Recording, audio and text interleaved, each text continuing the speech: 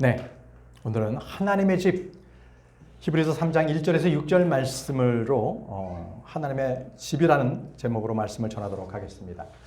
자, 이 히브리서는요, 보통 설교 제목으로 11장 같은 경우는 이제 믿음의 장이니까 괜찮은데 나머지 장은 참 설교 제목으로 찾기가 어렵습니다. 왜냐하면요, 이 히브리서는 저희 교회에게 주시는 이 편지가 아니에요. 이 바울의 서신서는 교리서거든요, 보통. 그런데 이 히브리서는요, 일반 서신으로 분류해요. 교리 서신이 아닙니다. 그러니까 교회의 교리가 아니라는 거죠. 왜냐하면요, 히브리서는 교회가 아니라 히브리, 바로 제목이 그렇잖아요. 책 제목이 히브리인들, 그들을 위해서 써진 거기 때문에 그래요. 즉 예수님을 믿지 않는 유대인들을 위해서 써진 것입니다. 그렇기 때문에 이 히브리서를 우리 교회에 적용하게 되면 그때부터 교리가 엉망이 됩니다. 구원을 잃어버린다고 해도 되고, 그러니까 안 되는 거죠. 그렇기 때문에 이 부분을 굉장히 조심히 다뤄야 합니다. 그리고 올바르게 다뤄야 합니다. 그래서 히브리서에는요, 구약의 배경, 그리고 유대인의 그 종교적인 특성, 이것을 제대로 이해해야만 이 말씀에 대해서 이해할 수가 있는 거예요. 안 그러면 오류에 빠집니다. 자, 이 히브리서의 이 수신 대상 자체가 바로 이 이방 나라에 흩어져 있는 바로 히브리인들을 위해서 써졌어요.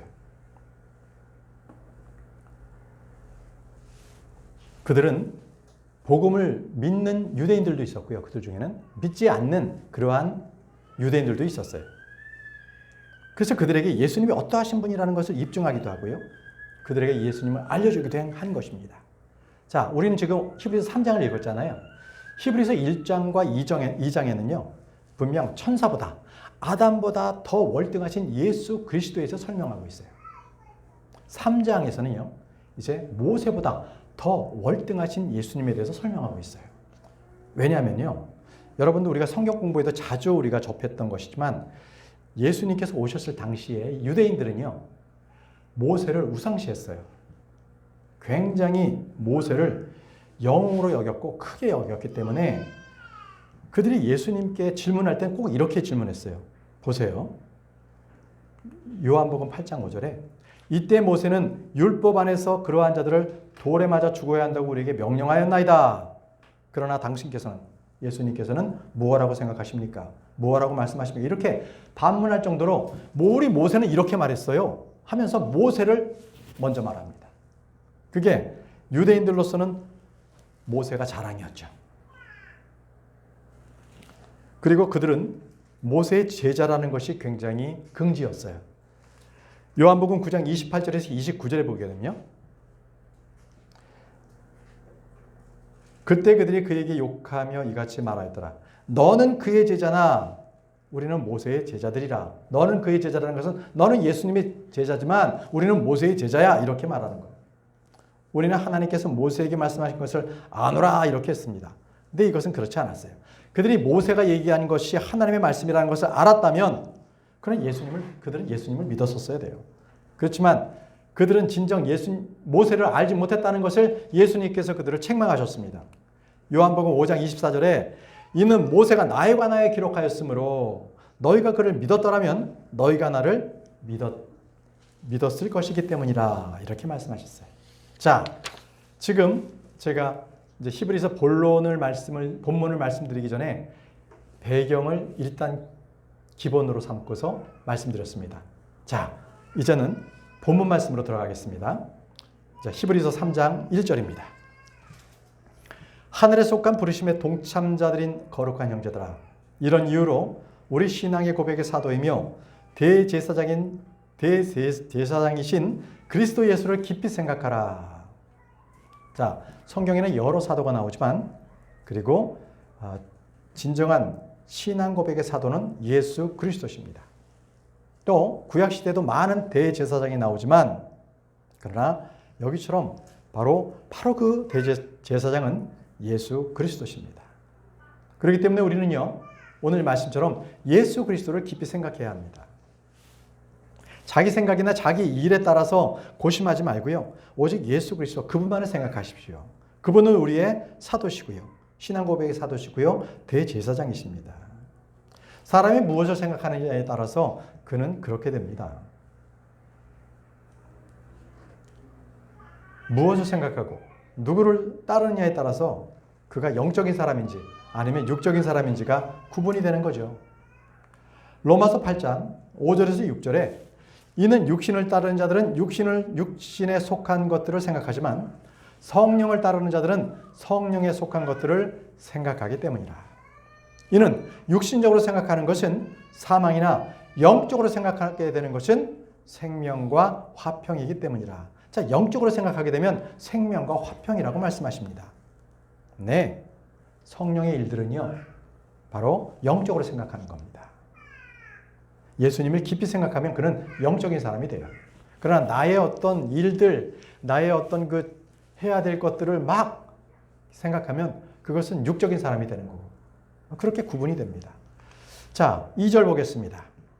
그분께서는 자신을 임명한 분께 신실하였으니 마치 모세도 그 집에 온 집에서 신실했던 것과 같으니라. 자, 모세도 그분의 온 집에서 신실했던 것 같다, 이렇게 말씀하셨습니다. 여기서 그분의 온 집, 집 표현이에요. 집. 성경에서 집은요, 몇 가지 의미로서 나타납니다. 집은요, 먼저 사람의 몸을 집이라고 표현합니다. 사람의 몸. 사도 바울은 고린도서 5장 1절에 몸을 땅에 속한 장막집으로 묘사하고 있습니다. 보십시오. 이는 만일 땅에 속한 우리의 이 장막집이 분해된다 해도 바로 우리 몸을 얘기하고 있는 겁니다. 우리 몸이 썩어서 분해된다는 거예요. 우리가 하나님께 속한 한 건물, 곧 사람의 손으로 지어지지 아니하고 하늘에 영존하는 한 집을 갖고 있음을 우리가 알기 때문이라. 우리가 부활하잖아요. 휴거되잖아요. 그러면 주님께서 우리에게 새 옷을 주세요. 썩어질 옷이 아니고 영원한 옷입니다. 자, 또요. 집이란 말은 광야의 성막을 말합니다. 성막. 성전이 있기 전에 말이죠. 그것을 바로 하나님의 집이라고 불렀습니다. 성막이나 성전은 하나님의 집이라고 불렀어요. 왜냐하면 그 안에 하나님께서 거하시기 때문에, 바로 지성소가 있는데 그룹들 안에 거하셨기 때문에 그렇습니다. 그래서 이스라엘 백성들은 바로 그 성막을 중심으로 해서 진을 쳤죠. 또 집이라는 의미는요, 이스라엘 백성들 모두를 일컬어서 이스라엘의 온 집이다. 이스라엘의 온 집이다, 이렇게 했어요. 이스라엘 백성들 자체를 말했습니다. 그래서 이스라엘의 온 집이라는 것은 그들을 한 단위, 한 가족으로 만든 거죠. 한 핏줄로 된 민족이다. 이렇게 한 가족으로 이스라엘을 여기셨던 겁니다. 그래서 오늘 이 본문에서의 집은요, 바로 그 이스라엘의 집을 말씀하고 계십니다. 자, 그래서 모세는 하나님의 온 집에 신실했다고 했습니다. 모세는 이스라엘은 집안을 신실하게 잘 관리했죠. 그래서 그 집 자체가 바로 하나님의 집이었습니다. 모세는 그 집의 집안을 잘 관리를 했고 신실함으로써 그 사역을 잘 감당을 했는데요. 그는 종으로서 그랬어요. 신실한 종으로서. 그런데 예수님께서는요, 그것이 바로 자신의 집으로서, 아들로서 신실했다고 말씀하고 있습니다. 아들로서. 자, 예수님과 모세는 항상 비교가 많이 됩니다. 예수님과 모세는 항상 비교가 된다. 모세는요, 여기서 하나님의 집을 맡은 종이죠. 그러나 예수님은요, 자신의 집을 맡은 아들로서 비교가 되고 있습니다. 모세가요, 모든 면에서 항상 신실했던 건 아니었습니다. 신실하지 못했을 때도 있었습니다. 언제였을까요? 바로 이 카데시라는 곳에서 물이 없었을 때 그만 하나님께서 자, 그 반석에 말을 해서 반석에서 물을 내게 하라 이랬거든요. 그랬더니 이 모세는요, 자기 백성들이 이 하나님의 말씀에 불순종하고 불신하는 것에 화가 나가지고 말을 해서 물이 나라 했어야 되는데 거기다가 자기 지팡이를 2번을 친 거예요. 2번을 쳤어요. 그랬더니 한 말씀을 보죠. 민수기 20장 11절에 보세요. 민수기 20장 11절. 거기에 이렇게 말씀이 나와요. 민수기 20장 11절에 그런 다음에 모세가 자기 손을 들어 올렸으니 그가 자신의 막대기로 반석을 2번 쳤더라. 그러자 물이 풍부하게 나왔고 회중이 마셨으며 그들의 짐승들도 마셨더라. 이 말씀 전에 주님께서 분명히 말을 해서 물을 내게 하라 이렇게 하셨거든요. 그런데 이 모세가 백성들이 하도 불평을 하니까 그만 화가 나가지고 이 반석을 2번 내리친 겁니다. 이것은 큰 실수였어요. 하나님의 말씀대로 안 했던 것이죠. 자, 그럼에도 모세는요, 그 집에 매우 신실했습니다. 성막과 율법에 대해서 항상 우리가 읽어보면요, 거기에는 꼭 이런 말씀이 나와요. 주께서 모세에게 명령하신 모든 것에 따라 그가 행했다. 모세가 행했다고 이렇게 말씀이 계속 많이 이렇게 기록되어 있어요. 출애굽기 39장 32절하고요. 레위기 8장 4절의 말씀을 보겠습니다. 출애굽기 39장 32절에 이와 같이 회중의 천막에 속한 성막 작업이 모두 완료되었더라. 그리고 이스라엘 자녀들은 주께서 모세에게 명령한 모든 것에 따라 행하였으니 그들이 그대로 행하였더라. 모세에게 주님께서 말씀하신 대로 그대로 모세는 행하도록 했어요. 또 레위기 8장 4절에는요. 그러자 모세가 주께서 자신에게 명령하신 대로 행하였더라. 명령하신 대로 그대로 성막을 만들었습니다. 이것이 바로 모세의 신실함입니다. 이 외에도 많은 모세에 대한 그러한 신실한 기록들을 많이 가지고 있어요. 자, 다시 본문 말씀 히브리서 3장 3절로 돌아가겠습니다. 이는 이 사람이 모세보다 더 영광받는 것이 합당하게 여겨졌기 때문이니 이 사람은 예수님이십니다. 집을 지은 자가 그 집보다 더욱 영예로운 것과 마찬가지라. 예수님께서는 집을 지은 자입니다. 예수님께서는 건축자세요. 하늘의 성전은 예수님께서 지으셨습니다. 모세는 그 모형을 보고 땅에다가 성막을 세운 것뿐입니다. 예. 예수님은 믿음의 조상이 바라던 그 기초가 있는 그 하늘의 도성을 만드신 분이십니다. 그래서 여기서 집을 지은 자라는 이 말씀은요, 바로 이어서 나오는 4절과 딱 연계해서 바로 예수 그리스도의 신성을 부각하고 있습니다. 예수 그리스도의 신성. 골로새서 1장 15절에서 18절에도 바로 예수님의 신성에 대해서 이렇게 말씀하십니다. 그분께서는 볼 수 없는 하나님의 형상이시요 각각의 모든 창조물 가운데 첫째로 나신 분이시라. 이는 그분에 의해 모든 것들이 창조되었기 때문입니다. 그분에 의해 모든 것들이 창조되었다고 말씀하고 계십니다. 곧 하늘에 있는 것들과 땅에 있는 것들이요 볼 수 있는 것들과 볼 수 없는 것들이니 그들이 보좌들이든 통치권들이든 정사들이든지 권능들이든지 모든 것들이 그분에 의하여 그리고 그분을 위하여 창조되었느니라. 그리고 그분께서는 모든 것들보다 먼저 계시며 그분에 의하여 모든 것들이 존재하느니라. 자, 그분께서는 모든 것들보다 먼저 계신 분, 창조된 것보다 먼저 계신 분, 그리고 그분에 의하여 그 모든 것들이 존재하는 거라고 말씀하고 있습니다. 네, 여러분, 바로 예수 그리스도께서 하나님이시기 때문에 모든 것을 창조하셨죠. 바로 말씀으로 모든 걸 창조하셨잖아요. 그 말씀이 예수님이십니다. 그래서 집을 지은 자가 그 집보다 더 존귀를 받는다는 거죠. 그걸 지금 말씀하고 있는 겁니다. 자, 우리 예수님은 집을 지으신 분이십니다. 그래서 모세보다도 더 많은 영광을 받기에 합당한 자입니다. 그런데 이 합당한 자라는 것은 왜 누가 그분을 합당하게 하셨는가라는 겁니다. 누가 그분을 합당하게 하셨는가? 사람이 합당하게 했나요? 그렇지 않습니다. 바로 하나님 아버지께서 그를 검증하셨기 때문에 그가 합당하게 되셨다는 겁니다. 사도행전 2장 22절에 너희 이스라엘 사람들아 이 말들을 들으라. 너희 자신도 알다시피 나사렛 예수님께서는 너희 가운데서 기적들과 이적들과 표적들로서 하나님께 검증된 한 사람이니 하나님께 검증된 한 사람 바로 예수 그리스도십니다. 그러므로 말미암아 하나님께서는 그분을 통하여 그것들을 너희 한가운데서 행하셨느니라 이렇게 말씀하십니다. 예, 예수님만이 바로 하나님께서 검증된 사람, 검증하신 사람, 바로 하나님께 인정받은 사람입니다. 그래서 예수님께서 모세보다 당연히 더 많은 영광을 받기에 합당한 자로 여겨주신 거죠. 이제 4절 말씀을 보겠습니다. 이는 모든 집은 저마다 어떤 사람에 의해 지어졌으나 모든 것을 지으신 분은 하나님이시기 때문이라. 오늘 우리 전도가잖아요.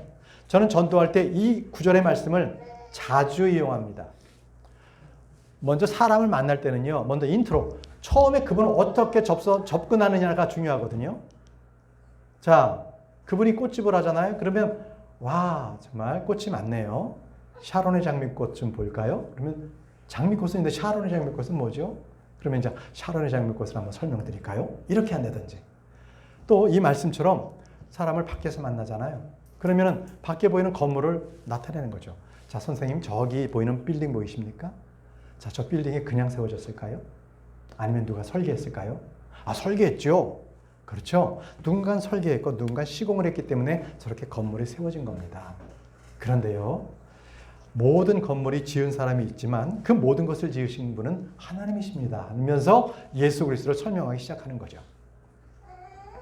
자, 여러분, 맞죠? 아무리 작은 집이라 해도요, 그것은 저절로 생겨나지 않습니다. 그 집이 수백 년이 지난다고 해서 저절로 건물이 되는 것은 아닙니다. 바로 집을 지은 사람이 있듯이 바로 모든 것을 지으신 분은 하나님이십니다. 그렇기 때문에 요즘 학교에서 가르치는 종의 기원, 다윈이죠. 또 그의 추종자들은 그들은 진정으로 종의 기원을 모르는 사람들입니다. 그 종이 어떻게 기원이 됐는지를 모르는 사람들이 바로 그러한 그 다윈이 쓴 쥐나론자들입니다. 그래서요, 우리는 성경 말씀 한 구절 말씀 가지고도 우리는 쥐나가 되지 않았다는 것을 잘 압니다. 그리고 성경 말씀을 가지고 우리는 세상의 어떤 과학자들, 어떤 철학자들보다도 더 지혜로운 자들이 바로 크리스찬들입니다. 그들은 그 지혜의 말씀을 어떻게든지 파악해 보려고 애를 쓰지만 성경 외에는 그 지혜로운 말씀은 없습니다. 자, 이제 5절 말씀을 보겠습니다. 그리고 진실로 모세는 이후에 언급될 그들의 증언을 위하여, 이후에 언급될 그것들의 증언이라고 했습니다. 모세가 그 역할이 있어요. 그 집에 온 집의 종으로서 신실하였느니라. 그것은 앞으로에 있을 일들에 대한 증언 때문에 모세는 신실했다고 말씀하고 계세요. 다시 말씀드리면 앞으로 예수 그리스도께서 오실 일들에 대한 모세는 모형을 보여준 거예요. 모형을. 그것을 증언했던 것이 바로 모세입니다. 그래서 모세가 한 모든 일들은 예수 그리스도와 함께 연관되는 일들이 참으로 많습니다. 요한복음 6장 32절, 33절 보게 되면 빵. 그때 예수님께서 그들에게 이같이 말씀하셨느니라. 진실로 진실로 내가 너에게 말하노니 모세가 하늘로부터 그 빵을 너에게 준 것이 아니니라. 자, 모세가 하늘로부터 그 빵을 너에게 준 것이 만나 말입니다. 광야에서 먹었던 그 만나를 준 것이 아니다. 하나님께서 주신 거야. 그러나 나의 아버지께서는 하늘로부터 참된 빵을 너에게 주시는도다. 누구요? 예수 그리스도. 그분이 우리의 참된 빵이십니다. 배고프지 않아요. 이는 하나님의 빵이 하늘로부터 내려온 자요 세상에 생명을 주는 자이기 때문이라. 모세는요, 광야에서 먹게 한 그 빵을 예수님께서는요 5천 명을 먹이신 그 빵의 모형을 보여주셨고요. 또 예수님과 같은 그러한 모세가 한 예언자, 모세가 같은 예언자로서 예수님을 소개한 구절이 있습니다. 나와 같은 예언자가 나타날 것이다 라고 모세는 예수 그리스도의 나타나심을 예언했어요. 신명기 18장 18절입니다. 내가 그들의 형제들 가운데서 너와 같은 한 예언자라고 했죠. 너와 같은 한 예언자가 누구냐면 바로 모세와 같은 예언자 예수 그리스도를 바로 너희 가운데 세우겠다는 거예요. 그래서 예수님이 오신 겁니다. 너와 같은 한 예언자를 그들에게 이렇게 세우겠고 이스라엘 백성들에게 나의 말들을 그의 입안에 두겠노라. 하나님의 말씀들을 그들의 입안에 두겠다는 거예요. 그리하면 내가 그에게 명령할 모든 것을 그가 그들에게 전하리라. 그래서 예수님께서는요 결코 자신의 말이 아니라 하나님께서 주시는 말씀만 그들에게 전했던 거예요. 이게 복음서에 기록되어 있는 것들입니다. 그래서 이 말씀을 보시더라도 유대인들은 모세를 따랐지만 모세는 예수 그리스도를 증거하고 있는 걸 볼 수가 있는 겁니다. 그런데 이제 아까 말씀드린 대로 모세가 이게 하나님의 말씀대로 하지 않고 잘못한 게 있잖아요. 반석을 2번 내리친 거. 그게 너무나 큰 이유가 있어요. 아니 그냥 한번 그렇게 실수한 거 가지고 저 가나안 땅도 못 들어가게 하실 정도 그렇게 엄한 것이었나 생각할 수 있는데 그것은 뭐냐면 모세는요 예수 그리스도의 모형이었어요. 모형. 그 얘기는 예수님께서는 단 한 번 치심을 당해야 되는 거예요. 단 한 번 십자가에 달려 죽으셔야 되는 거지, 두 번, 세 번째 십자가에 달려 죽으시면 저와 여러분들이 어떻게 돼요? 제가 구원받을 때 예수님 십자가에 또 못 박혀 죽으셔야 되고, 또 이 앞에 있는 형제님이 한번 죽으실 때, 구원받을 때 예수님께 또 십자가에 못 박혀 죽으셔야 되는 거예요. 이래서는 안 되는 거예요. 단 한 번만 드려주셔야 되는 거예요. 그 의미입니다. 그렇기 때문에 모세가 반석을 두 번 쳐서는 안 됐던 겁니다. 고린도전서 10장 4절 말씀 보십시오. 모두가 동일한 음료를 마셨느니라. 이는 그들이 자신을 따라온 그 영적 반석에서 나온 것을 마셨기 때문이라. 그런즉 그 반석은 그리스도셨느니라. 바로 그 물을 냈던 그 반석이 예수님이시라고 말씀하고 있습니다. 그래서 예수님은요, 단 한 번만 치심을 받아야 되는 거예요. 자, 우리 말씀을 한번 찾아보겠습니다. 히브리서 10장입니다. 히브리서 10장 9절에서 10절 말씀을 다 한번 펴십시오. 아주 중요한 말씀입니다. 히브리서 10장 9절에서 10절 말씀.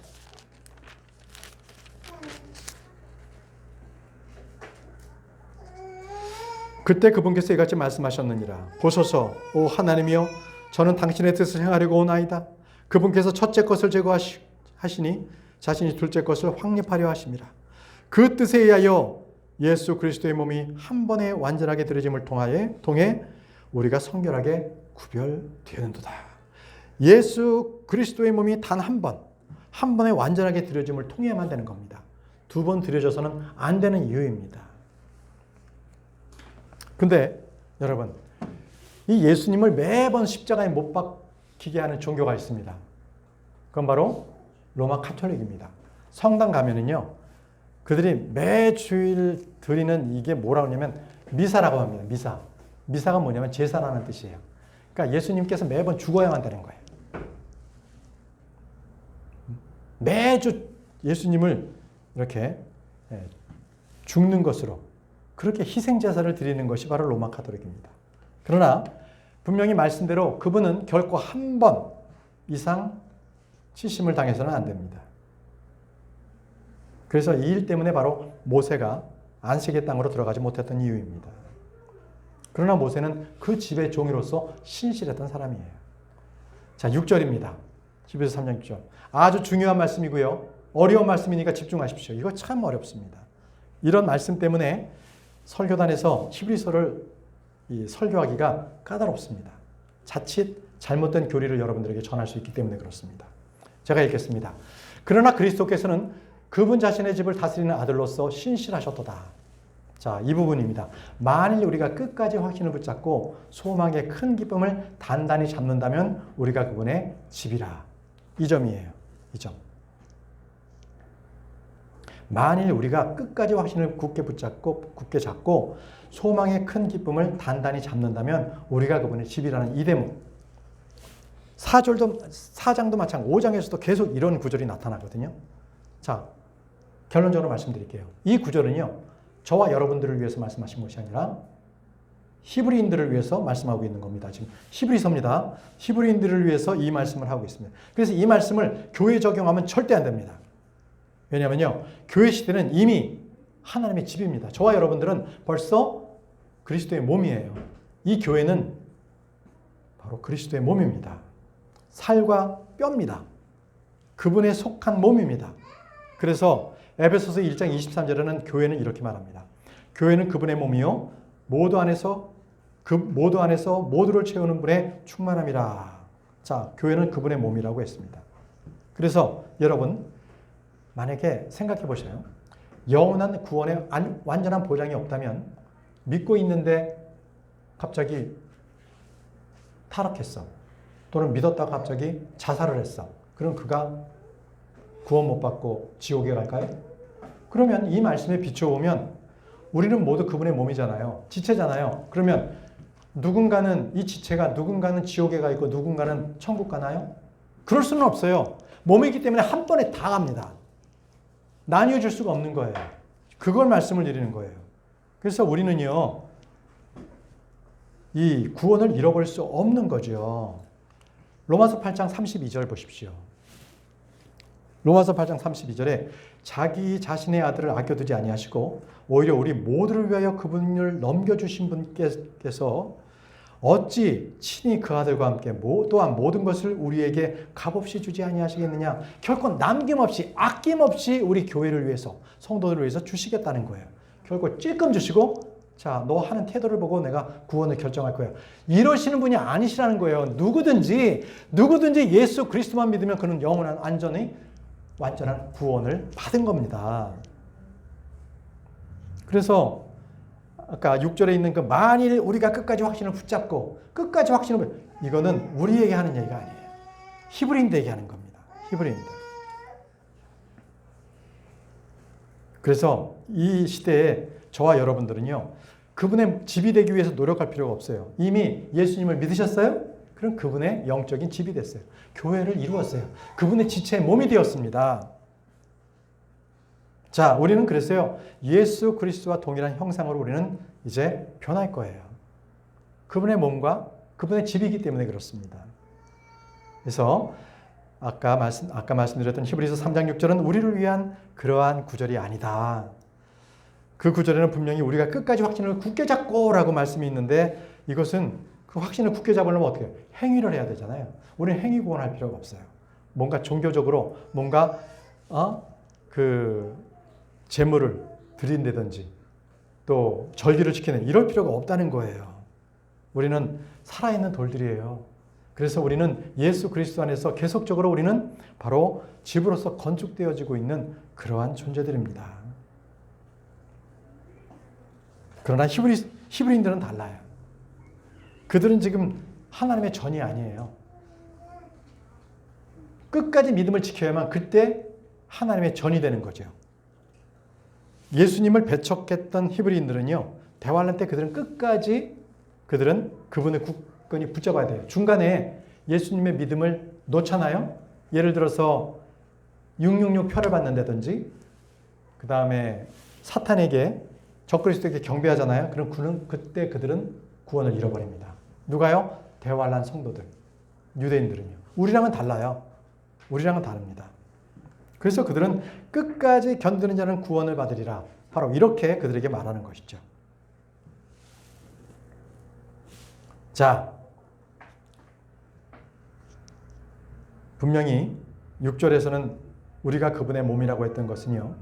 참으로 이것은 예전에 구약에 있었던 성전의 개념을 완전히 바꾸는 말씀입니다. 우리가 그분의 집이라고 하는 것은 이제 영적으로는 우리가 교회다라고 하는 거예요. 우리가 하나님의 집이다라는 거예요. 건물이 아니다라고 말씀하는 겁니다. 믿는 자들의 모임, 이렇게 지금 모여있는 것들이 바로 교회다라고 말씀하고 있는 거예요. 보세요. 고린도전서 12장 27절에 이제 너희는 그리스도의 몸이요 개별적으로는 지체니라. 우리가 몸을 이뤘잖아요. 그렇기 때문에 우리는 이목구비가 될 수 있고 손과 발이 될 수 있고 각각의 몸을 이루는 지체들이 되고 있는 겁니다. 그래서 우리는 이 주님의 몸이기 때문에 우리가 평생 동안 우리는요 부족함이 없게 된다는 거예요. 부족함이 없다. 자, 이제 저와 여러분들은 예수 그리스도 안에서 하나의 지체입니다. 유기체입니다. 자, 그렇기 때문에 한 몸을 이루고 있기 때문에 이 몸은 서로 어떻게 다툼을 갖거나 분열할 수가 없어요. 그냥 몸 그 자체의 상태입니다. 에베소서 4장 25절. 이런 이유로 모든 사람은 저마다 거짓말을 버리고 자기 이웃과 함께 진리를 말하라. 이는 우리가 서로 지체들이기 때문이냐. 여기서 보시면은요. 거짓말을 버리고 이웃들과 함께 자기 이웃과 함께 뭐라고 말하라고요? 진리를 말하라. 왜? 그 이웃이 우리가 서로 지체라고 하잖아요. 자, 그러면 성경에서 내 이웃을 사랑하라 했던 그 이웃에 대한 개념이 나옵니다. 이 이웃은 너희 옆집이 아니에요. 이해되세요? 내 밑에 층에 사는 사람이 내 이웃이 아니라는 거예요. 성경에서 말씀하시는 내 이웃은요, 내 지체, 진리를 말하는 바로 성도들 간의 지체를 이웃이라고 합니다. 말씀으로 완전히 정의가 되는 거죠. 이웃이란 바로 우리 믿는 자들의 크리스찬들이다. 이렇게 정의가 되는 겁니다. 자, 이제 우리는 하나님의 집인 이 교회가 어떤 곳이어야 되는지 이 말씀을 잠시 살펴보도록 하겠습니다. 하나님의 집에는 하나님의 이 집인 이 교회는 어떤 곳이어야 하는가? 첫 번째, 교회는 가정이 되어야 합니다. 성도는 가족과 같습니다. 가정과 가족. 바로 그것이 교회의 모습이기도 합니다. 사도행전 2장 19절 말씀에 그러므로 이제 너희는 더 이상 타국인들도 아니요 외국인들도 아니니 오직 성도들과 같은 동료 시민들이요 하나님의 집안에 속한 자들이라. 자, 이 말씀에 따라서 교회 성도들은요 하나님의 집안에 속한 자들입니다. 모두가 한 가족이에요. 그래서 바로 하나님의 집을 이루고 있는 것이죠. 이 목사는 이 하나님의 교회, 바로 이 지옥교회를 돌보는 자입니다. 또 지옥교회 각각의 성도들은요 교회의 단순한 멤버가 아니에요. 바로 그 집안에 있는 식구들을 말하고 있는 겁니다. 갈라디아서 6장 10절 말씀 보십시오. 갈라디아서 6장 10절. 그러므로 우리에게 기회가 있는 대로 모든 사람들에게, 특히 믿음의 집안에 속한 자들에게, 믿음의 집안에 속한 자들 누굽니까? 바로 성도들에게 우리가 선을 행하자. 그래서 이 가족이라는 것,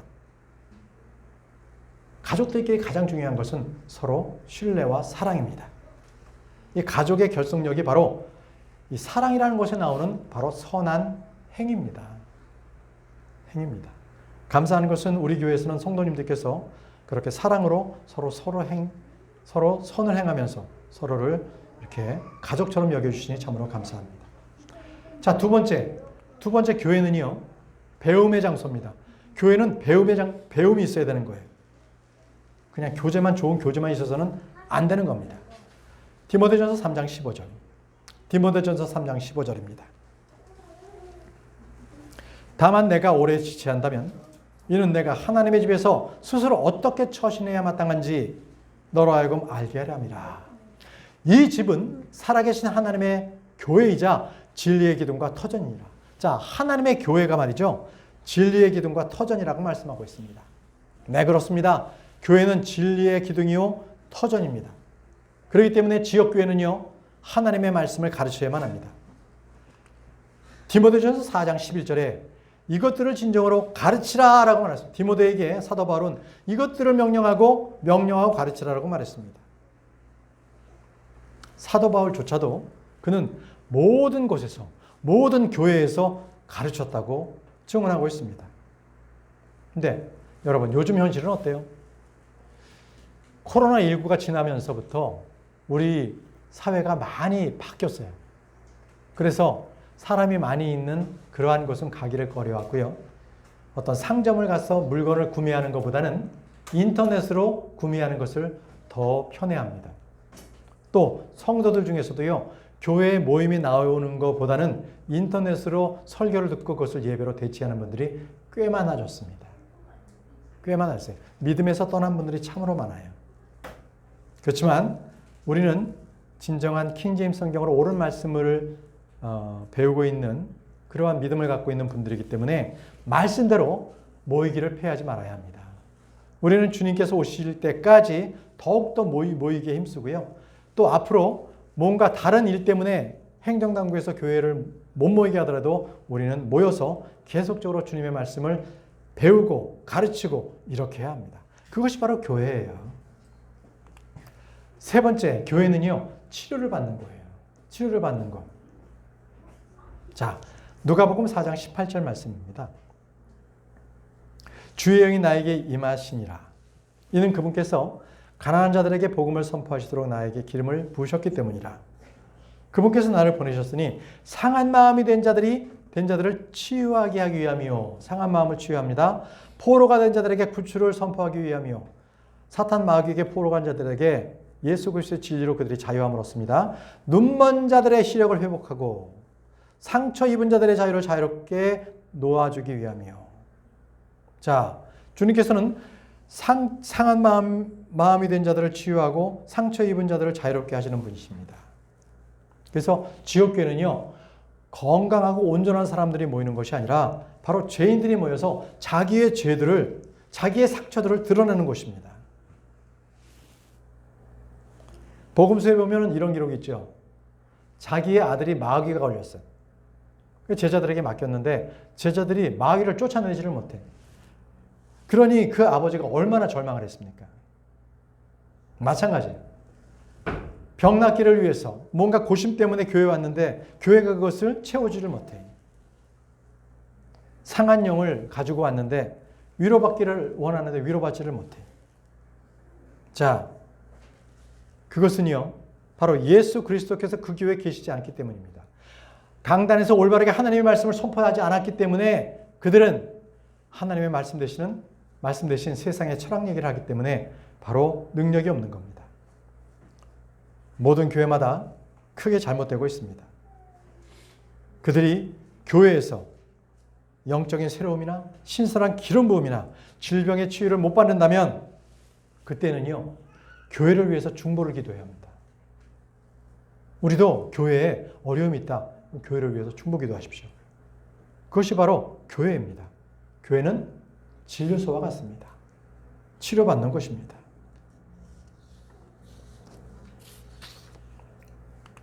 자, 다음 네 번째는요. 교회는 군대와 같습니다. 군사 조직과 같아요. 디모데전서 2장 3절에 그러므로 너는 예수 그리스도의 훌륭한 군인으로서 어려움을 견디어내라고 했습니다. 예수 그리스도의 훌륭한 군인이라고 말씀하십니다. 예수님께서는요, 구원의 대장이세요. 또 말씀은요, 성령의 검입니다. 주님께서는 그래서 우리에게 항상 전신갑주를 입으라, 빛의 갑옷을 취하라고 말씀하고 계십니다. 그래서 우리는 그리스도의 좋은 군사로서 부르심을 받았습니다. 우리는 날마다 영적 전쟁을 치러야 합니다. 그래서 교회는 군대와 같다는 겁니다.